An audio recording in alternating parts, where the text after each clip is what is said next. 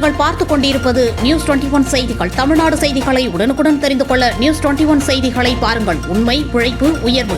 திண்டுக்கல் மாவட்டம் வேடசந்தூர் தொகுதியில் சட்டமன்ற மதிப்பீட்டு குழுவினர் 2வது நாளாக ஆய்வு.